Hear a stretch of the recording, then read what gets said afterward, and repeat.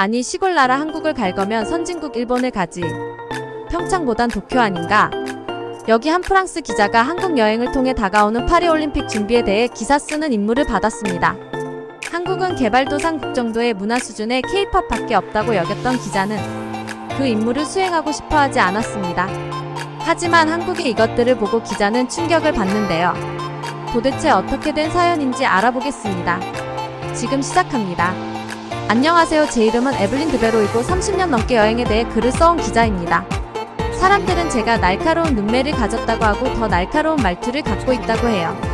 제 생각을 말하는 걸 두려워하지 않아요. 그게 항상 좋은 말이 아니더라도요. 남편 닉은 가끔 제가 고집이 세다고 해요. 아마도 그 말이 맞을 거예요. 저는 항상 파리를 사랑해왔어요. 에펠탑이 밤에 반짝이는 모습, 아침에 맞는 신선한 바게트 향기, 그리고 주위에서 들려오는 프랑스어 소리까지 모든 게 마법 같았죠. 여행 기자로서 전 세계의 많은 아름다운 곳들을 봐왔지만 그 어떤 곳도 제가 사랑하는 파리만큼은 아니었어요. 사람들은 제가 날카로운 눈매를 가졌다고 하고 더 날카로운 말투를 갖고 있다고 해요.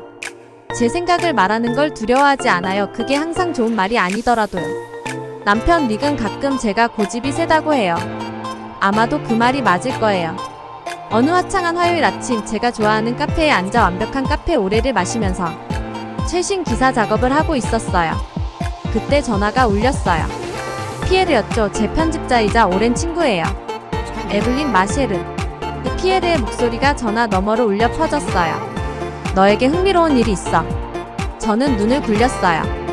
피에르가 말하는 흥미로운 일은 보통 저에게 더 많은 일을 의미하거든요. 이번엔 또 뭐야 피에르? 알프스의 또 다른 고급 리조트야. 아니 그가 웃었어요. 훨씬 더 좋은 거야. 이번엔 한국에 가보라고. 저는 거의 커피를 뿜을 뻔했어요. 한국. 장난치는 거지. 하지만 피에르는 농담이 아니었어요. 그는 제가 한국의 문화와 다가오는 올림픽 준비에 대해 쓰길 원했어요. 믿기지 않았죠.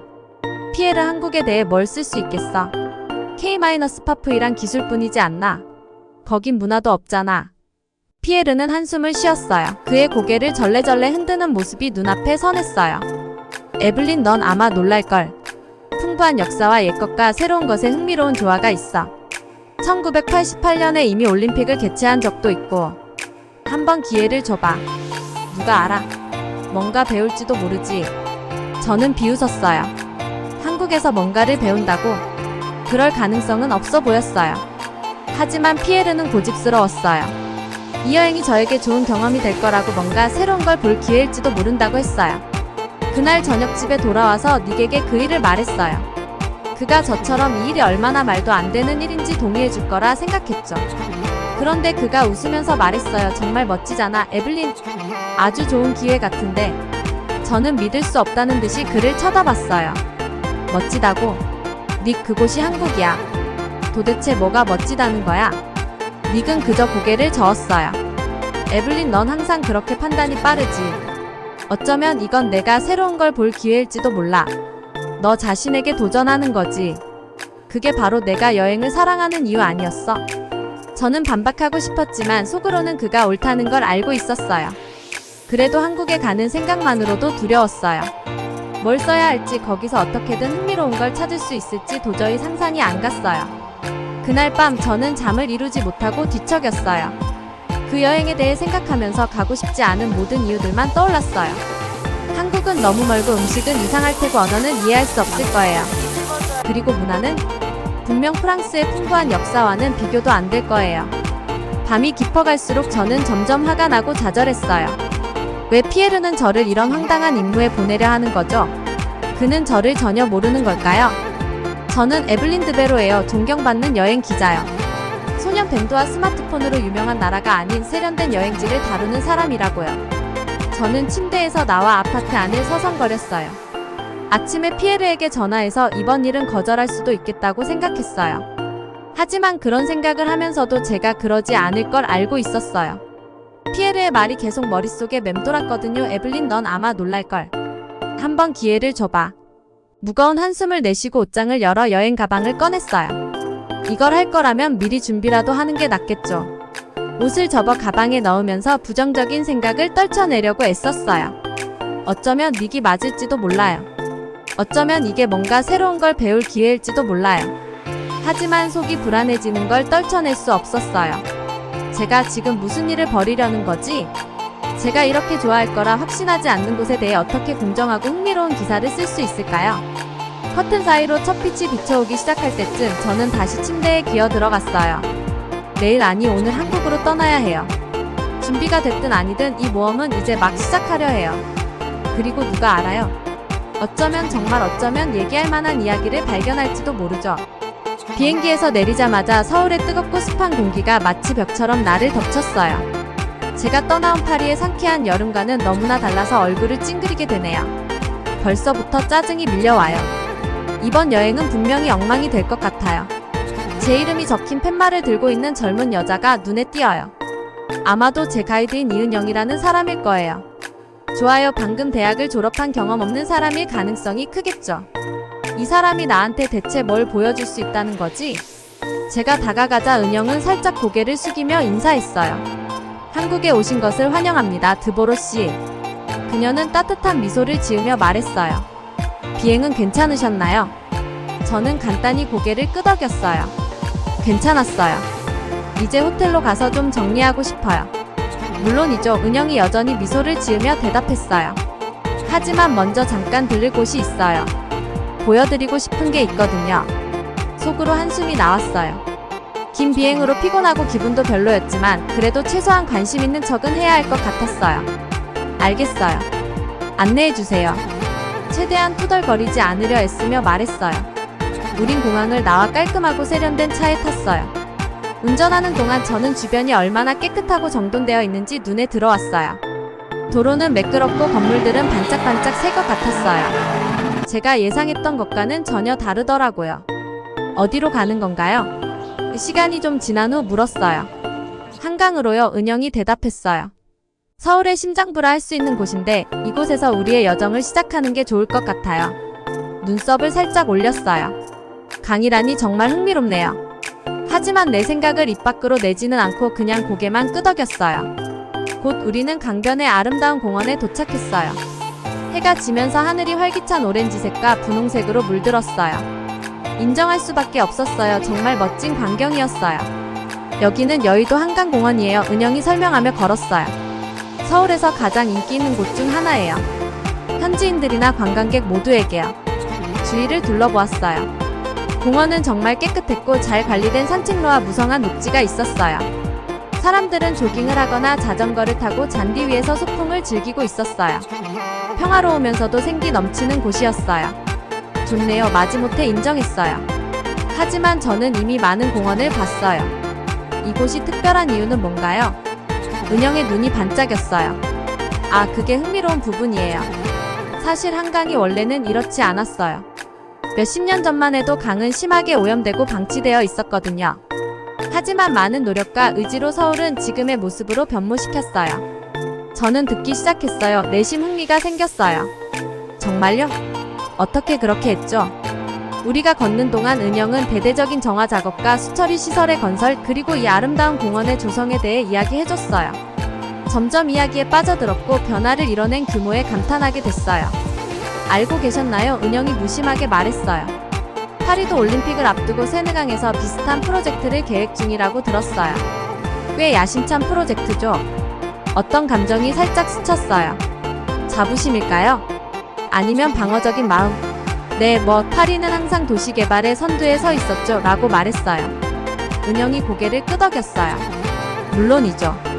분명 멋진 일이 될 거예요. 아마 서울에서 이룬 성과에서 영감을 얻으실 수도 있지 않을까요? 대답하지 않았지만 그녀의 말이 마음에 남았어요. 파리가 서울로부터 무언가를 배울 수 있을까?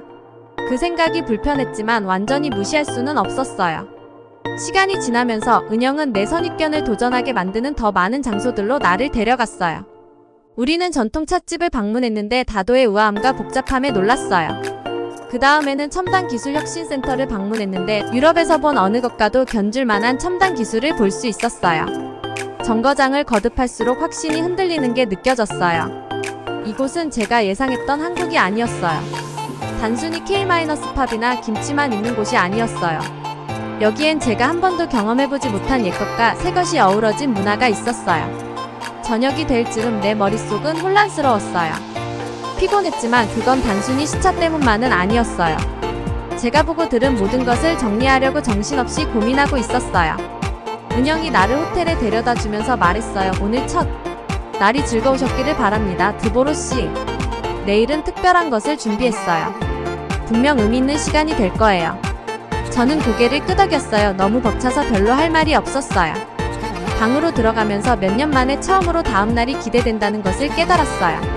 그날 밤 침대에 누웠지만 잠이 오지 않았어요.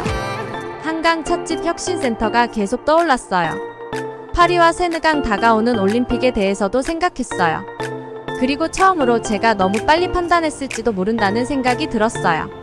노트를 꺼내서 글을 쓰기 시작했어요. 평소처럼 비판적인 관찰이 아니라 질문들으려. 너무 많은 질문들이었어요. 한국에 대해, 파리에 대해, 나 자신에 대해. 펜이 종이 위를 달리는 동안 뭔가가 달라졌다는 것을 깨달았어요. 저는 더 이상 단순한 관찰자가 아니에요. 저는 여정 위에 있고 이 여정이 어디로 나를 데려갈지 전혀 모르겠어요. 서울에서의 세 번째 날 아침에 눈을 떴을 때 여러 감정이 교차했어요. 아직 한국에 대해 회의적인 감정이 남아있었지만 몇 가지 놀라운 점도 인정하지 않을 수 없었어요. 제 가이드인 은영은 제 질문과 의심에도 끈기 있게 답해줬어요. 오늘은 저에게 뭔가 특별한 걸 보여주고 싶다고 했어요. 오늘은 한국 전통 의식에 가볼 거예요. 아침 식사 중에 은영이 말했어요. 저는 눈을 굴리며 그거 관광객들 상대로 하는 거 아니에요? 라고 물었어요. 은영은 고개를 저었어요. 아니요, 이건 달라요. 보여주기 위한 게 아니라 진짜 의식이에요. 흥미로울 거라고 생각해요. 저는 한숨을 쉬며 동의했어요. 어쨌든 한국에 대해 글을 쓰려고 온 거니까요. 볼 수 있는 건 다 봐야 한다고 생각했어요. 우리는 서울 중심부로 가는 지하철을 탔어요. 지하철이 얼마나 깨끗하고 효율적인지 인상적이었어요. 파리의 지하철은 종종 더럽고 붐비는데 여기서는 모든 게 매끄럽게 돌아가는 것처럼 보였어요. 거리를 걷다 보니 오래된 건물과 새로운 건물이 나란히 서 있는 걸 발견했어요. 고대 사원 옆에 현대적인 고층 건물이 있었어요. 이질적인 광경이었지만 묘하게 조화를 이루고 있었어요. 다 왔어요. 은영이 큰 나무문 앞에서 멈추며 말했어요. 우리는 전통 한국 건물로 둘러싸인 마당으로 들어갔어요. 사람들이 모여 있었는데 모두 아름답고 화려한 한복을 입고 있었어요. 이건 어떤 의식이에요? 제가 물었어요. 성의식이에요. 은영이 설명했어요. 수백 년 전부터 이어져 온 전통이에요. 젊은이들이 성인으로서의 출발을 기념하기 위해 참여해요. 의식이 시작되자 저는 뭔가 다른 점을 느꼈어요. 화려하거나 시끄럽지 않았어요. 오히려 조용하고 엄숙했어요. 참가자들은 천천히 신중하게 움직였고 그들의 모든 행동에는 의미가 담겨 있었어요. 의식을 지켜보면서 제 안에서 무언가가 변하는 걸 느꼈어요. 이건 단순히 관광객들을 위한 쇼가 아니었어요. 진짜였어요. 이 사람들은 자신들이 하는 일에 진심이었고 그들의 역사와 문화와 진정으로 연결되어 있었어요. 저는 프랑스와 우리의 전통에 대해 생각해봤어요. 물론 우리도 많은 전통이 있지만 우리가 그 전통을 이들처럼 존중하며 대하는지, 이들처럼 의미를 찾고 있는지 의문이 들었어요. 의식은 몇 시간 동안 계속됐지만 지루하지 않았어요. 오히려 더 알고 싶다는 생각이 들었어요. 은영은 조용히 제 질문에 답해주며 평화로운 분위기를 깨지 않았어요. 의식이 끝났을 때 저는 뭔가 달라진 기분이었어요. 설명하기는 어렵지만 중요한 무언가를 본 것 같았어요. 진짜를 본 것 같았어요. 은영도 제 변화를 눈치챈 것 같았어요. 어땠어요? 우리가 떠날 때 그녀가 물었어요. 저는 잠시 멈춰 적당한 할 말을 찾으려 했어요. 아름다웠어요 라고 제가 말했어요. 그런 걸 본 적이 없어요. 은영이 미소 지었어요. 즐겼다니 기뻐요. 이제 보여주고 싶은 곳이 하나 더 있는데 갈래요? 저는 호기심에 찬 마음으로 고개를 끄덕였어요. 우리는 시외버스를 타고 도시 외곽으로 갔고 작은 언덕을 올랐어요. 정상에 도착했을 때 저는 숨이 막힐 정도로 아름다운 광경에 감탄했어요. 도시 전체가 한눈에 들어왔어요. 저기 보세요. 은영이 가리키며 말했어요. 옛날과 새로운 도시가 어떻게 조화를 이루고 있는지 보이죠? 정말 그랬어요. 여기서 보니 고대 궁전과 현대적인 고층 건물이 하나의 독특한 스카이라인을 이루고 있었어요. 마치 한국의 모든 역사를 한눈에 보는 것 같았어요. 이게 바로 한국이에요. 은영이 조용히 말했어요. 우리는 과거를 존중하지만 미래도 받아들여요. 시간에 갇혀있지는 않지만 우리가 어디에서 왔는지는 잊지 않아요. 제가 처음 서울에 도착했을 때부터 지금까지 한국을 판단했던 스스로가 부끄러워졌어요. 저는 모든 걸 다 알고 있다고 배울 게 없다고 확신했었어요. 하지만 완전히 제가 틀렸어요. 은영, 제가 그녀를 돌아보며 말했어요. 고마워요. 투어뿐만 아니라 제가 한국에 대해 더 잘 알게 해줘서요. 은영은 미소를 지었고 그녀가 이해하고 있다는 게 보였어요. 한국이 저를 놀라게 할 거라는 걸 그녀는 처음부터 알고 있었어요. 해가 저물면서 도시 위로 황금빛이 드리워지자 저는 확 달라진 자신을 느꼈어요. 며칠 전 한국에 도착했을 때의 저는 없었어요. 여행뿐만 아니라 제 마음과 생각 속에서도 하나의 문턱을 넘은 것 같았어요. 저는 노트북을 꺼내 글을 쓰기 시작했어요. 몇 년 만에 처음으로 제가 무엇을 쓸지에 대해 흥분되었어요. 제가 전할 이야기가 있었고 파리를 떠날 때 쓰리라고 예상했던 이야기가 아니었어요. 한국은 저를 도전하게 했고 놀라게 했으며 궁극적으로 저를 변화시켰어요. 그리고 제 여정은 아직 끝나지 않았다는 걸 알았어요. 배울 것도 탐험할 것도 아직 많았어요. 오랜만에 다음 날이 기대됐어요. 다음은 요청하신 내용을 한국어로 번역한 내용입니다. 한국에서의 마지막 날 짐을 싸면서 아쉬움이 밀려왔어요. 떠나고 싶지 않았어요. 더 보고 싶은 것들이 많았고 배울 것도 많았죠. 제가 에블린 드보로 한때 무시했던 나라에 이렇게 애정을 느낄 줄 누가 알았겠어요. 마지막 몇 시간을 혼자서 서울을 돌아다니기로 했어요. 내게 가장 큰 감동을 준 장소들을 다시 한번 새로운 시각으로 보고 싶었어요. 첫 번째로 향한 곳은 한강이었어요. 다리 위에 서서 반짝이는 물을 바라보았죠. 불과 일주일 전만 해도 이 강을 비웃었어요. 하지만 이제는 다르게 보였어요. 단순한 물줄기가 아니었어요. 한국의 결의를 상징하는 곳이었어요. 한때 얼마나 오염됐는지 이야기해준 은영의 말이 생각났어요. 그런데 지금은 어때요? 맑고 아름답고 생기가 넘쳐요. 강변을 따라 조깅하는 사람들, 공원에서 피크닉을 즐기는 가족들. 이 강은 서울의 심장이었어요. 도시 곳곳에 생명을 불어넣는. 다음으로 향한 곳은 우리가 방문했던 전통 찻집이었어요. 녹차 한 잔을 시켜서 조용히 앉아 평온한 분위기를 즐겼어요. 그곳의 단순함이 인상적이었죠. 화려한 장식도 시끄러운 음악도 없었어요. 단지 조용한 대화와 찻잔이 부딪히는 소리만 들릴 뿐이었어요. 파리의 분주한 카페와는 완전히 달랐어요. 여기서는 사람들이 차를 음미하고 순간을 소중히 여겼어요. 작은 차이였지만 한국 문화에 대해 많은 것을 말해주는 부분이었어요. 차를 마시면서 우리가 방문했던 기술 허브를 떠올렸어요. 그 대조가 놀라웠어요. 하루 만에 수백 년 된 전통과 최첨단 혁신을 동시에 보았어요. 한국은 어떻게 이 두 가지 극단을 이렇게 잘 조화시킬 수 있을까? 여전히 완전히 이해할 수는 없었지만 깊이 감탄했어요. 그 다음에는 전통의식이 열렸던 장소로 발길을 옮겼어요. 그곳은 이제 조용했지만 그 밤의 에너지가 여전히 느껴졌어요. 눈을 감고 천천히 우아하게 움직이는 공연자들, 감동적인 음악, 고대의 깊이 있는 무언가의 일부가 된 듯한 느낌을 떠올렸어요. 그날 밤 저는 몇 년 만에 처음으로 눈물을 흘렸어요. 그 기억은 여전히 저에게 소름을 돋게 만들었어요. 시간이 흘러 저는 번화한 시장 거리로 향했어요. 길거리 음식의 향기가 공기를 가득 채웠고 입안에서 침이 고였어요. 호떡을 하나 사서 뜨겁고 달콤한 속을 음미하면서 음식이 우리를 어떻게 연결하는지 생각했어요.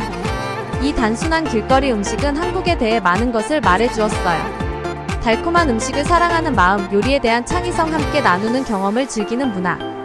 음식 하나만으로도 얼마나 많은 이야기를 할 수 있는지 아세요? 마지막으로 향한 곳은 남산 서울타워였어요. 케이블카를 타고 정상에 올랐을 때 도시가 나무 아래로 펼쳐졌어요. 이곳에서 모든 것이 다 보였어요.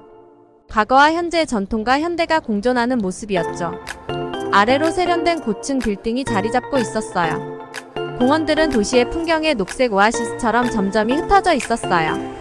그리고 그 사이로 한강이 유유히 흐르며 모든 것을 이어주고 있었어요. 그곳에서 이 모든 것을 바라보며 감동의 목이 메는 것을 느꼈어요. 저는 한국에서 아무것도 얻지 못할 것이라 예상했어요. 하지만 제 생각을 완전히 바꿨어요. 저는 한국에 대해, 세계에 대해, 그리고 나 자신에 대해 많은 것을 배웠어요. 파리로 돌아가면 쓸 기사를 생각했어요. 원래 계획했던 비판적인 기사가 아니었죠. 이 기사는 달라질 거예요. 제가 배운 것들을 나누고 싶었어요. 제가 도전받은 것처럼 독자들의 인식을 도전하고 싶었어요. 한강의 변화를 쓰고 싶었고 한국 전통의 아름다움을 쓰고 싶었고 이 나라가 어떻게 옛것과 새것의 균형을 그렇게 잘 맞출 수 있는지 쓰고 싶었어요. 하지만 그보다도 사람들에 대해 쓰고 싶었어요. 시장에서 나를 챙겨주며 김치를 먹어보라며 강권했던 친절한 아줌마들, 자국의 성취에 자부심을 느끼면서도 세상을 배우고자 했던 젊은 학생들, 내 눈을 열어준 은영, 그녀의 인내와 지혜가 많은 것을 가르쳐줬어요. 해가 지기 시작하면서 하늘은 오렌지색과 분홍색으로 물들었고 저는 스스로에게 약속을 했어요. 솔직한 기사를 쓸 거예요. 한국의 도전 과제들을 피하지 않으면서도 그 강점들을 기념하는 글을요. 독자들에게 그들의 편견을 넘어선 시각을 가져보라고 권할 거예요. 제가 그랬던 것처럼요. 다음날 아침 인천국제공항에서 비행기가 이륙할 때 제가 떠나고 있는 나라를 창밖으로 바라봤어요. 일주일 전 저는 회의와 편견으로 가득 차서 이곳에 도착했어요. 하지만 지금 저는 존경심으로 가득 찬 마음과 새로운 생각들로 가득 찬 머리로 떠나고 있었어요. 한국이 구름 아래로 사라질 때 저는 노트북을 꺼내 글을 쓰기 시작했어요. 따뜻함과 존경심이 담긴 글들이 쉽게 흘러나왔어요. 한강에 대해, 그 의식에 대해, 옛것과 새것의 조화에 대해 썼어요. 하지만 무엇보다 한국의 정신에 대해 썼어요. 회복력 있고 혁신적이며 뿌리를 깊이 존중하는 그 정신에 대해요. 이 기사가 출판되면 내 정기 독자들 중 많은 이들이 놀랄 거라는 걸 알았어요. 아마도 제가 가졌던 옛 편견을 공유하는 사람들 중 일부는 불쾌하게 느낄지도 몰라요. 하지만 상관없었어요. 저는 이야기할 것이 있었고 그건 변화를 이야기하는 것이었어요. 한국만이 아닌 나 자신의 변화를요. 비행기가 파리로 돌아가는 여정을 계속하면서 몇 년 만에 느껴보는 흥분감을 느꼈어요. 제가 배운 것을 나누고 싶었고 제가 도전받은 것처럼 다른 이들도 도전하고 싶었어요. 한국은 나에게 소중한 선물을 주었어요. 세상을 새로운 방식으로 보는 법을요. 이제 그 선물을 다른 이들에게 전해줄 차례였어요. 파리로 돌아왔을 때 사람들이 내 기사에 어떻게 반응할지 걱정됐어요. 오랫동안 글을 써오면서 늘 프랑스가 얼마나 훌륭한지에 대해 똑같은 얘기만 했거든요. 그런데 이번에는 한국을 찬양하고 심지어 내 나라에 대해서는 몇 가지 비판까지 했으니 말이죠. 낯설기도 했고 동시에 흥분되기도 했어요. 기사가 나오는 날 아침 일찍 눈이 떠졌어요. 사람들이 어떻게 생각할지 궁금해서 잠을 이룰 수가 없었죠. 커피 한 잔을 만들어서 주방 테이블에 앉아 핸드폰만 바라보고 있었어요. 과연 누가 내 기사를 읽어줄까? 그러다가 알림이 울리기 시작했어요. 처음엔 몇 개의 좋아요와 공유로 시작하더니 이내 핸드폰이 멈추지 않을 정도로 폭발적인 반응이 이어졌어요. 독자들, 동료 기자들, 심지어 여행업계의 유명 인사들까지도 댓글을 남기더라고요. 많은 사람이 놀랐어요. 이게 정말 에블린 맞아? 완전 다른 사람 같아. 또는 에블린 드베로가 프랑스보다 다른 나라를 칭찬하는 날이 올 줄은 몰랐어. 라는 식의 댓글이 달렸죠. 그런 댓글을 보며 웃기도 했지만 한편으론 좀 부끄럽기도 했어요. 제가 정말 그렇게 고집이 셌던 걸까요? 하지만 정말 감동받은 건 프랑스에 사는 한국인들의 댓글이었어요. 그들은 제가 그들의 나라를 새로운 시각으로 봐줘서, 그리고 그들이 사랑하는 고국의 면모를 이해해줘서 고맙다고 했어요. 어떤 사람들은 파리의 한국 식당에 초대하거나 문화행사에 참석해달라는 제안도 했죠. 그런 메시지를 읽으면서 가슴이 따뜻해졌어요. 이전에는 한 번도 느껴보지 못했던 방식으로 사람들과 연결된 기분이었어요. 물론 모두가 만족한 건 아니었어요. 몇몇 오랜 독자들은 실망했어요. 그들은 나를 배신자라며 비난했고 뿌리를 잊었다고 비판했어요. 그런 댓글은 약간 상처가 됐지만 제가 쓴 글에 대해서는 자신 있었어요. 저는 뿌리를 잊은 게 아니라 맞는 말을 한 거죠. 점심시간쯤 피에르 편집장에게서 전화가 왔어요. 숨을 죽이고 전화를 받았죠. 혹시 화가 난 걸까? 실망했을까? 에블린, 그가 말했어요. 그의 목소리에서 미소가 느껴졌어요. 이번엔 정말 대단했어. 몇 년 만에 가장 훌륭한 글이야. 안도의 한숨이 나왔어요. 피에르는 내 기사가 소셜미디어에서 엄청나게 공유되고 있다고 말했어요. 사람들이 그것에 대해 이야기하고 논쟁하고 있다고 했죠. 올림픽을 앞두고 사람들이 생각을 바꾸게 할 신선한 관점이 필요했는데 그게 바로 내 기사였다고 했어요. 시간이 지나면서 친구들과 가족들에게서도 전화와 메시지가 오기 시작했어요. 남편 닉은 일찍 퇴근해서 샴페인 한 병을 들고 왔어요. 새로운 시작을 위해 그는 건배를 제안했어요.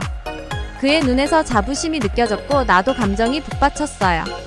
그는 언제나 나를 믿어줬어요. 제가 나 자신을 의심할 때도요. 그날 저녁 닉과 저는 발코니에 앉아 파리의 석양을 바라보았어요.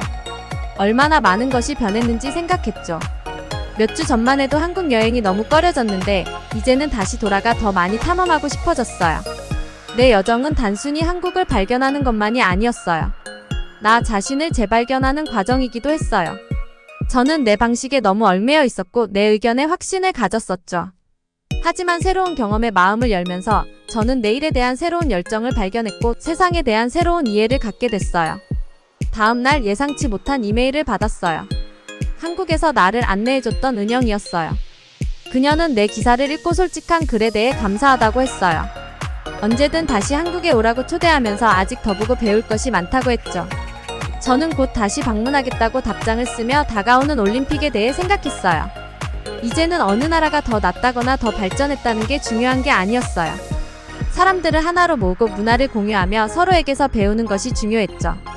저는 그때 더 많은 것을 하고 싶다고 결심했어요.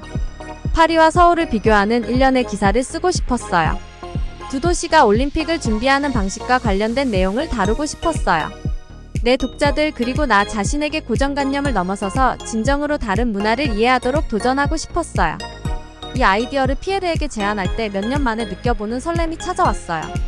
저는 더 이상 단순히 일을 하기 위해 움직이는 게 아니었어요. 새로운 목적, 새로운 이야기를 찾은 거였죠. 그날 밤 침대에 누워 다가올 여정을 생각했어요. 더 많은 도전과 놀라움이 있을 거고 아마도 의심의 순간도 더 많아지겠죠. 하지만 이제는 준비가 됐어요.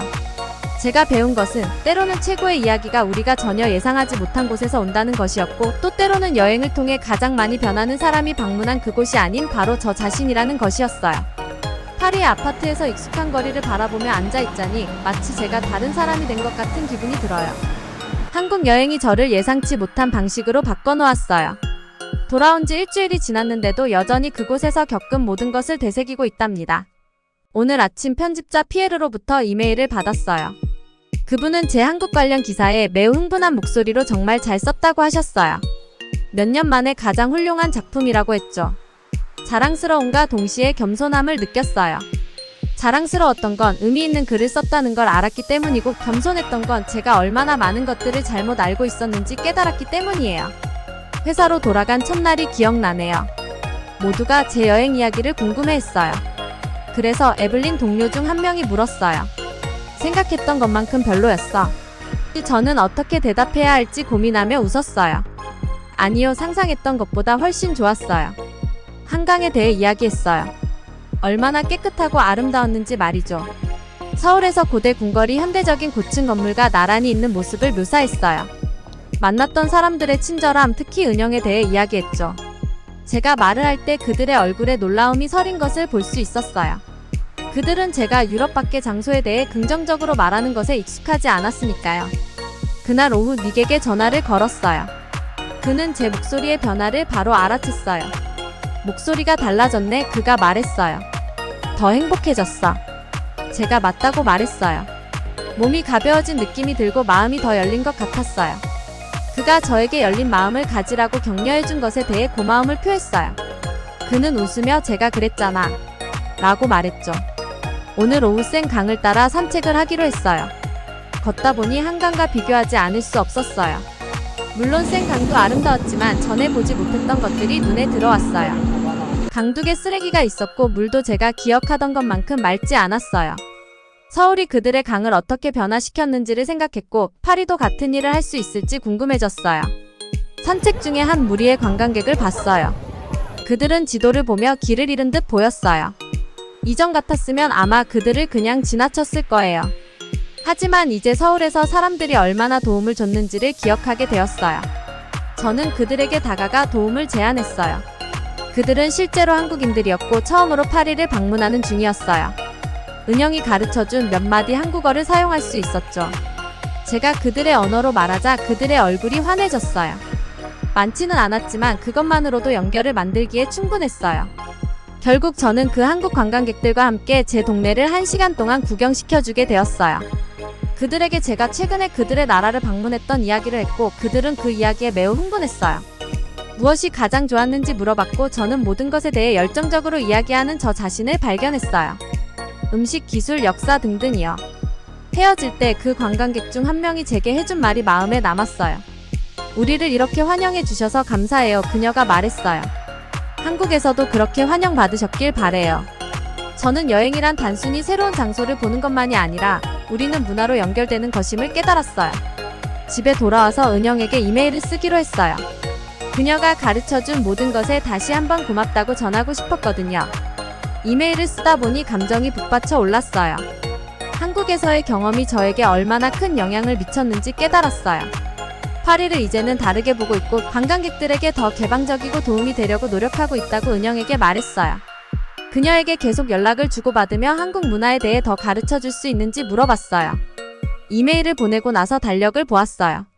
파리 올림픽이 곧 다가오더군요. 예전에는 그냥 또 하나의 큰 행사, 몇 주 동안 도시를 혼란에 빠뜨릴 것이라고 생각했었어요. 하지만 이제는 다르게 보여요. 파리가 세계를 환영할 기회로 보이기 시작했어요. 마치 서울이 저를 환영해준 것처럼요. 피에르에게 새로운 기사 시리즈를 제안하기로 했어요. 올림픽을 준비하는 파리에 대한 글을 쓰고 싶어요. 하지만 새로운 시각에서 말이죠. 다른 도시들이 어떻게 준비했는지 특히 서울과 비교해보고 싶어요. 파리 남성들에게 우리의 도시와 호스트로서의 역할에 대해 다르게 생각해보라고 추천하고 싶어요. 잠자리에 들 준비를 하며 몇 년 만에 처음으로 미래에 대한 설렘을 느끼고 있어요. 세상에 대한 호기심이 다시 생겼어요. 더 많이 배우고 싶고 더 많이 보고 싶고 더 많이 이해하고 싶어요. 한국 여행은 단순히 새로운 나라를 발견하는 것이 아니라 저 자신을 다시 발견하는 과정이었다는 것을 깨달았어요. 내일은 김치를 만들어 보며 하루를 시작할 거예요. 은영이 알려준 한국 요리죠. 아마 처음엔 잘 되지 않겠지만 괜찮아요. 중요한 건 제가 새로운 것에 도전하고 있다는 거니까요. 어쩌면 새로운 좋아하는 음식을 발견할지도 모르죠. 잠이 들기 전 얼마나 짧은 시간 안에 많은 것이 변할 수 있는지 생각해 봤어요. 몇 주 전만 해도 이 여행이 두려웠는데 이제는 그 여행에 감사하고 있어요. 때로는 최고의 경험이 가장 기대하지 않을 때 찾아오기도 하고 우리가 아무것도 모른다고 생각했던 장소들이야말로 우리에게 가장 많은 것을 가르쳐주는 곳일 수 있다는 걸 배웠어요.